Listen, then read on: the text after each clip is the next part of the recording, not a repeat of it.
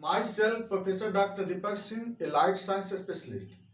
आज एक topic deal कर रहे हैं lungs cancer, lungs carcinoma, lungs tumour. क्या है लंग्स कैंसर, थोड़ा देखते हैं इसके बारे में।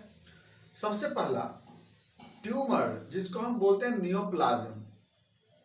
लंग्स के टिश्यू में जब बिना काम का, पर्पसलेस, अबनॉर्मल जब सेल का ग्रोथ होता है और यह सेल एक मास का फॉर्म लेता है, इस कंडीशन को बोलते हैं लंग्स ट्यूमर। फिर से बात समझते हैं।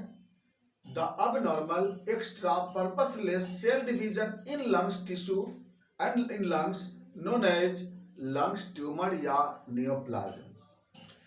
लंग्स में मास बन जाता है, बिना काम का मास बन जाता है, अबनॉर्मल सेल का ग्रोथ हो जाता है इसमें, चाहे अल्विलाई की तरफ हो, ब्रोंकस में, कहीं भी। तो लंग्स के टिश्यू में जब ग्रोथ हो जाता है अबनॉर्मल, और ग्रोथ होकर के मास लाइक स्ट्रक्चर बनता है, इस मास लाइक स्ट्रक्चर बन जाएगी। इसी मास लाइक स्ट्रक्चर को हम बोलते हैं, क्या बोलते हैं? ट्यूमर कहते हैं। अब जो ट्यूमर होता है लंग्स में, ये दो तरह के होते हैं, एक बेनाइन लंग्स ट्यूमर, एक malignant lungs tumour. Benign lungs tumour किसको बोलते हैं? बेनाइन लंग्स ट्यूमर का मतलब जब लंग्स में मैच्योर टिश्यू, मैच्योर सेल जरूरत से ज्यादा ग्रोथ कर जाता है, उसके बाद वो मास लाइक स्ट्रक्चर बनाता है, उसको बोलते हैं बेनाइन लंग्स ट्यूमर। क्या बोले हैं? मैच्योर सेल, यानी कि मैच्योर सेल है, सेल मैच्योर, लेकिन बिना काम का ग्रोथ कर जाता है। तो mature cell extra growth in the lungs and produces mass like structure known as benign lungs tumour. इसको बोलते हैं बेनाइन लंग्स ट्यूमर। जरूरत नहीं था, लेकिन उसके बाद भी क्या होता है, इसमें ऐसा टिश्यू बन जाते हैं। ऐसे कंडीशन को बोलते हैं benign lungs tumour. Benign lungs tumour generally तीन तरह के मिलते हैं लंग्स में। एक जो सबसे मोस्ट कॉमन जो होता है वह हमारटोमा है, हमारटोमा, है ना। ये hamartoma is a benign tumour in the lungs, commonest benign tumour in the lungs, in which the mixed cell growth, the abnormal excess mixed cell growth, जिसमें क्या होता है, muscle cell, cartilage, connective tissue, सब mucosal cell lungs के ही, ये क्या होता है ना कि एक्स्ट्रा ग्रोथ करता है। ऐसे कंडीशन को बोलते हैं हमारटोमा बोलते हैं। यानी ब्रोंकस के वाल में मसल सेल है, कनेक्टिव टिश्यू है, सब म्यूकोसल सेल है, ये सब मिल करके मिक्स्ड होकर के एक ट्यूमर बनता है, इसको हमारटोमा बोलते हैं। चलिए, ये तो होगा पहला। अब आते हैं नंबर 2 में, एडिनोमा। एडिनोमा जो लंग्स में, यहां पर जो रेस्पिरेटरी ट्रैक्ट में जो म्यूकस सेल है, जो ग्लैंड सेल का काम करता है, उसमें जब अबनॉर्मल जब ग्रोथ हो जाता है, उसमें जब एक्सेस सेल का ग्रोथ होता है, उसमें जब बेनाइन ट्यूमर होता है, तो उसको बोलते हैं एडिनोमा, पल्मोनरी एडिनोमा। तो व्हाट इज पल्मोनरी एडिनोमा? तो अबनॉर्मल या excess growth of mucus cell in respiratory tract. तो mucus cell respiratory tract and produce a mass-like structure known as pulmonary adenoma। इसको बोलते हैं pulmonary adenoma। ये आगे चल करके ये मेलिग्नेंट में कन्वर्ट कर जाता है। आइए नंबर 3, थर्ड नंबर पे है पैपिलोमा। इसको बोलते हैं pulmonary mucous papilloma, pulmonary mucous papilloma. हालांकि पैपिलोमा तो अधिकांशतः आपको स्किन पे मिलता है, तो वहां पे जो होता है उसको बोलते हैं स्किन पैपिलोमा, है ना। यहाँ पे क्या होते हैं? Pulmonary mucous papilloma. यानी जो ग्लैंड, यहाँ जो ट्रैक्ट होता है ना, इस ट्रैक्ट में, किसी भी ट्रैक्ट में, जैसे मान लीजिए सपोज ट्रैक्ट है, तो इस ट्रैक्ट में इस यहीं पर इस तरह से ग्रोथ कर जाता है, ऐसा ग्रोथ कर दिया। ये ब्रोंकस है या ट्रेकिया है, इसी में ग्रोथ कर दिया इस तरह से, तो इसी को बोलते हैं लोग क्या? Mucus papilloma. ये पैपिलोमा हो गया, यानी कि इसके सेल में ग्रोथ हो जाता है एक्स्ट्रा, बोल रहे क्या आप म्यूकस पैपिलोमा। तो ये था आपका third benign tumour in lungs. चलिए ये तो हो गया बेनाइन ट्यूमर के बारे में। अब थोड़ा बात करते हैं मैलिग्नेंट ट्यूमर, जिसको हम लंग्स कैंसर बोलते हैं, लंग्स कार्सिनोमा बोलते हैं। सबसे पहले मैलिग्नेंट ट्यूमर के बारे में बात करते हैं। तो मैलिग्नेंट ट्यूमर का डिफिनेशन क्या बोलता है कि द इमैच्योर, यहाँ पर बेनाइन में मैच्योर वर्ड बोले थे ना, यहाँ क्या बोलते हैं इमैच्योर। इमैच्योर का मतलब क्या होता है कि जिसमें सेल साइकिल इनकम्प्लीट होते हैं। मैच्योर में सेल साइकिल कंप्लीट होता है, उसमें आपको mitosis first, prophase, metaphase, anaphase, telophase और mitosis second, G0, G1, S और G2, यानी दोनों मिलाकर के बोलते हैं कंप्लीट सेल साइकिल। तो बेनाइन ट्यूमर में क्या होता है कि कंप्लीट सेल साइकिल से सेल बनता है, लेकिन मैलिग्नेंट में इनकम्प्लीट सेल साइकिल होता है। अब क्या होता है ना, इनकम्प्लीट होगा तो क्या होगा, सेल मैच्योर बनेगा ही नहीं।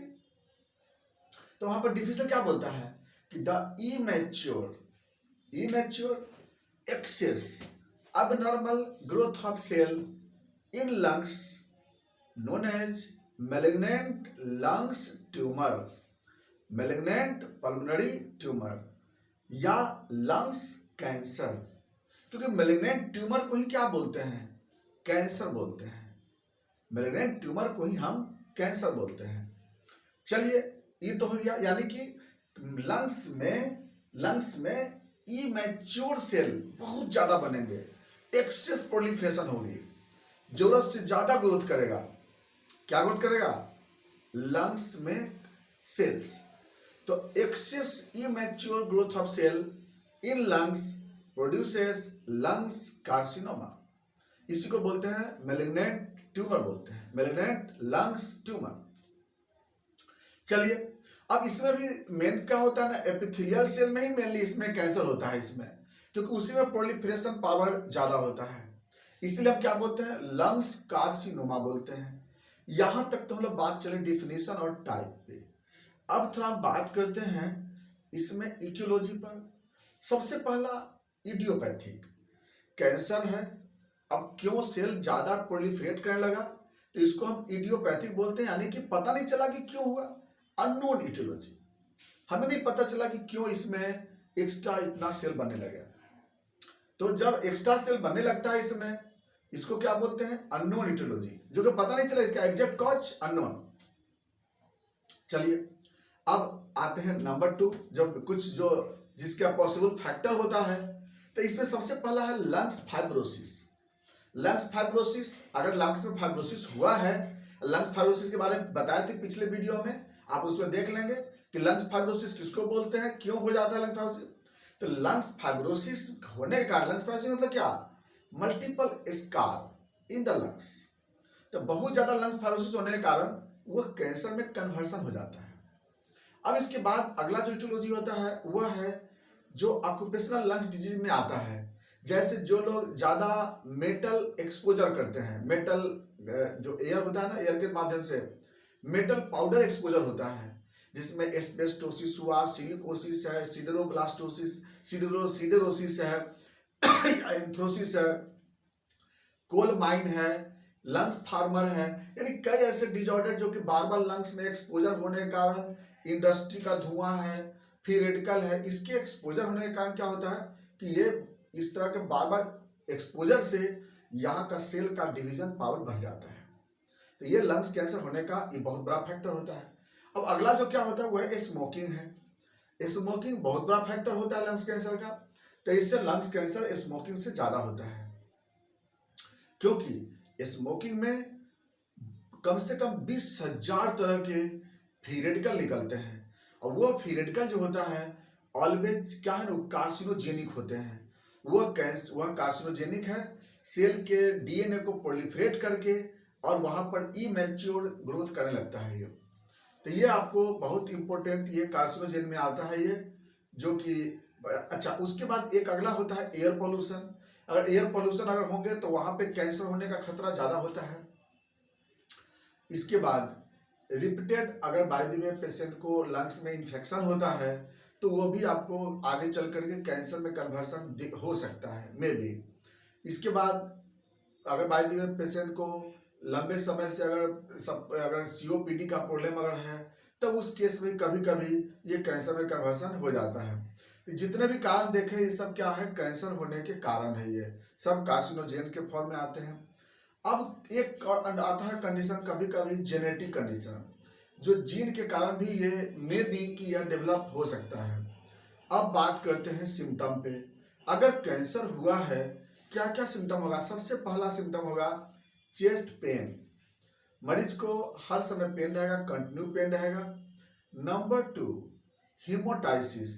हीमोटाइसिस मतलब होता है वोमिटिंग फ्रॉम लंग्स या ड्यूरिंग कफिंग, वोमिटिंग ऑफ, ये सॉरी यहाँ पे मिस्टेक हो गया, यहाँ पे बोलते हैं coughing of blood, not vomiting, यहाँ पे बोलते हैं कफिंग ऑफ ब्लड, यानी कि जब कफिंग करेगा पेशेंट तो वोमिट करेगा वहां पे, तो कफिंग ऑफ ब्लड बोलते हैं उसको हम, या हीमोटाइसिस बोलते हैं।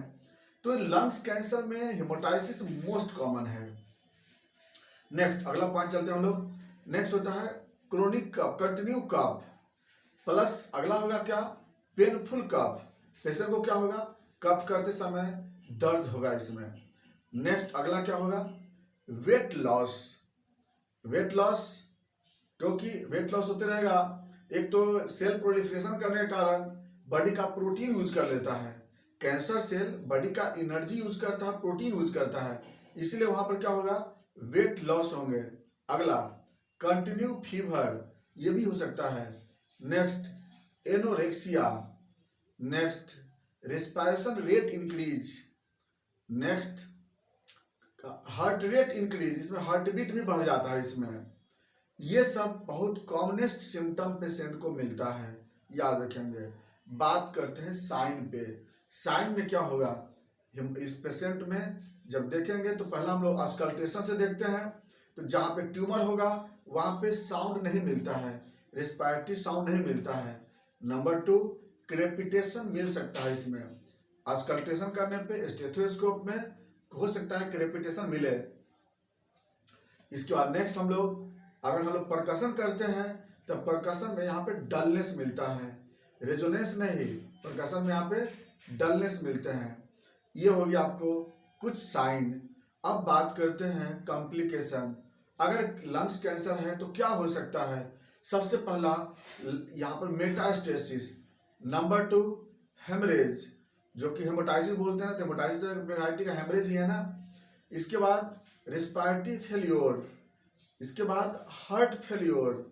ये सब जो होता है मेन कॉम्प्लिकेशन है, जो सबसे मेन कॉम्प्लिकेशन मेटास्टेसिस होता है इसमें। अब बात करते हैं इसमें हम लोग इन्वेस्टिगेशन, लंग्स कैंसर को कैसे पहचानेंगे हम। सबसे पहला हम लोग कराते हैं चेस्ट एक्सरे। चेस्ट एक्सरे जब कराएंगे तो उसमें हमें क्या मिलेगा, जहाँ पे ट्यूमर होगा वहाँ पे हमें ट्रांस ओपेसिटी होती है, वहाँ पे व्हाइट ओपेसिटी मिलेगा आपको। नंबर 2, ट्रेकिया शिफ्ट कर जाएगा दूसरी तरफ। अगर राइट की तरफ ट्यूमर होगा तो ट्रेकिया शिफ्ट करेगा लेफ्ट की तरफ, लेफ्ट में कैंसर होगा तो ट्रेकिया शिफ्ट करेगा राइट की तरफ। ये आपको मिलेगा चेस्ट एक्सरे में, जो इम्पोर्टेंट ये इन्वेस्टिगेशन आता है, तो ट्रेकिया शिफ्टिंग भी इसे मिलता है इसमें। इसके बाद कंसोलिडेशन हो गया। अब हम लोग अगला जो इन्वेस्टिगेशन है वो है HRCT। HRCT जो होता है लंग्स कैंसर के लिए बहुत इंपॉर्टेंट है, क्योंकि इसमें कैंसर का पहचान भी है, स्टेज भी है, हर चीज से पता लग जाता है लंग्स कैंसर का। तो HRCT इंपॉर्टेंट है। इसका अगला हम लोग जांच कराते हैं लंग्स बायोप्सी। बायोप्सी करते हैं हम लोग बाय द USG गाइडेड के द्वारा। बायोप्सी करने के बाद वहां से टिश्यू को निकाल करके और पता लगाते हैं कि वो कौन से ट्यूमर है, रियल में कैंसर है, किस प्रकार के कैंसर है। तो ये हम लोग करते हैं लंग्स बायोप्सी। इसके बाद जरूरत पड़ने पे हम लोग अगर स्पूटम वगैरह बाद में अगर आता हो बाहर तो हम लोग ग्राम स्टेन करके देख सकते हैं, अदर वे जरूरत नहीं पड़ता है इसमें। उसके बाद कॉम्प्लिकेशन देखने के लिए हम लोग हीमोग्लोबिन परसेंटेज करा के देख सकते हैं, जिसके बाद हम लोग BT कराना पड़ सकता है उसमें। ये था आपका इसका इन्वेस्टिगेशन। अब बात करते हैं ट्रीटमेंट। इसके लिए क्या कर सकते हैं? सबसे पहला इसमें है केमोथेरेपी। केमोथेरेपी करते हैं किसमें, मेलिग्नेंट में करते हैं। रेडियोथेरेपी मेलिग्नेंट में करते हैं, याद रखना होगा। लेकिन अगर बेनाइन ट्यूमर है तो हम उसमें सर्जरी करके उसको रिमूव कर देते हैं, जिसको बोलते हैं पार्शियल न्यूमेक्टोमी। पार्शियल न्यूमेक्टोमी ये हम लोग सर्जरी से निकाल देते हैं। हाँ, अगर कैंसर अगर 1 स्टेज में अगर है, 2 स्टेज में अगर है, तो वहां भी हम लोग पार्शियल न्यूमेक्टोमी कर करके उसको निकाल देते हैं। लेकिन 3rd stage cancer, 4th stage cancer को हम कभी भी सर्जरी नहीं कर पाते हैं, क्योंकि वह फैल चुका होता है। ये था। बाकी मैनेजमेंट क्या करते हैं, अकॉर्डिंग टू सिम्टम, जैसे ऑक्सीजन इनहेलेशन करेंगे, ब्लड ट्रांसफ्यूजन करते हैं, जैसा पेशेंट के अनुसार सिम्टम होता है उसके अनुसार करते हैं इसमें सिम्टम। अब बात करते हैं इसमें होम्योपैथिक ड्रग्स। होम्योपैथिक ड्रग्स तो हमें 3rd और 4th स्टेज में नहीं दे पाएंगे, लेकिन हम लोग 1st और 2nd में या बेनाइन ट्यूमर में हम लोग दे सकते हैं। इसमें हम लोग कार्सिनोसिन यूज करते हैं, कोनियम यूज करते हैं, कैलकेरिया फ्लोर यूज करते हैं, इसमें फॉस्फोरस यूज करते हैं, और बाकी जरूरत पड़ने पे कॉन्स्टिट्यूशन देख करके हम लोग इसका ट्रीटमेंट करते हैं। ठीक ये नहीं बोलते कि 100% की ये ठीक हो ही जाएगी, लेकिन अगर समय रहते अगर आ जाते हैं अगर बाय द वे, तो इसमें मरीज के ठीक होने की चांसेस होता है। लेकिन वो 1st और 2nd स्टेज कैंसर में या बेनाइन ट्यूमर में, मेलिग्नेंट में अगर 3rd और 4th चला गया हो तब ये ठीक नहीं होने की चांस होती है। ये था आपका लंग्स ट्यूमर और कैंसर और कार्सिनोमा। बाकी बातें चलेंगे नेक्स्ट वीडियो में। Thanks for watching.